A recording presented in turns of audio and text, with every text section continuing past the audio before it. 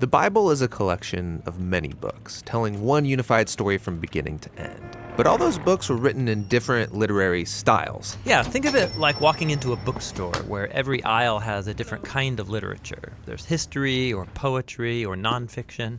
And when you choose an aisle and pick up a book, you're going to have very different expectations, different things that you're looking for. Right, they're all literature, but they communicate in really different ways. Yes, and so the same thing is true for the Bible. If you don't pay attention to what style it's written in, you will miss out on the brilliance of each book. So, what are the main types of literature in the Bible? Well, first and foremost is narrative. It makes up a whopping 43% of the Bible. After that is poetry, which is 33% of the Bible. And then there's what you could call prose discourse, which makes up the remaining 24%. Nearly half the Bible is narrative. Yes, and this is no accident. Stories are the most universal form of human communication. Our brains are actually hardwired to take in information through story. And stories are really enjoyable.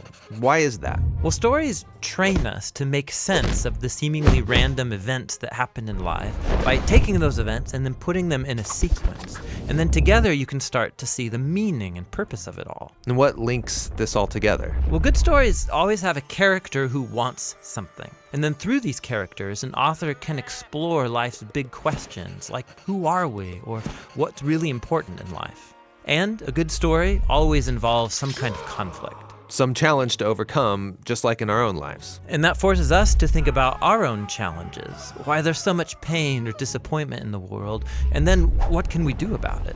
And stories usually end with some kind of resolution, giving us hope for our own stories. Since these are Bible stories, are the characters showing me how I should live? Yeah, that's not quite the point. Most Bible characters are deeply flawed. You should not be like them.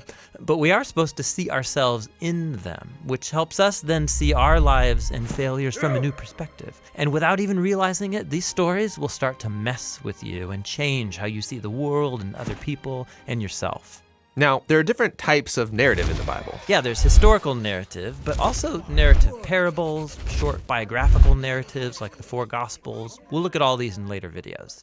Okay, next up is poetry, which honestly, I don't read a lot of. Yeah, you're like most people. But 1 out of every 3 chapters in the Bible is poetry. Yeah, why so much poetry? Well, poems mainly speak through dense, creative language, linking together images to help us envision the world differently. Poems use lots of metaphor to evoke your emotions and your imagination. Lots of fancy language, but wouldn't it be easier just to tell me what I need to know? Well, think about it. In life, we tend to form mental ruts, and we think in these familiar, well-worn paths that are very hard to get out of through logic or reasoning. And what good poetry does is force you off the familiar path into new territory. Sneaky. And there's different types of poetry in the Bible. There's lots of types of songs or psalms.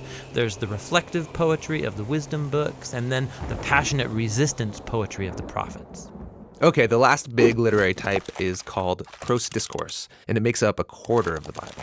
Yeah, these are speeches, letters, or essays. And the focus here is building a sequence of ideas or thoughts into one linear argument that requires a logical response. Like, hey, have you thought about this thing? You should also consider how it connects to this other thing. And if you do, then you will see that this is the result. And in light of that conclusion, therefore, you should probably stop doing that one thing so that this other thing will be the outcome. So you're persuading me with reason. Yeah, discourse forces you to think logically and consistently and then do something about it.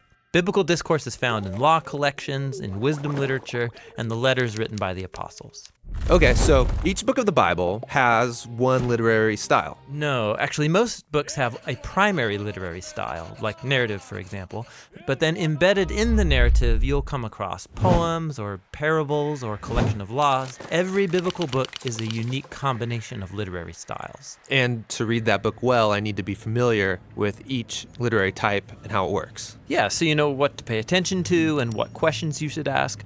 But before we look at each type, there's one more unifying feature of biblical literature that's really important and really cool. And that's what we'll explore next.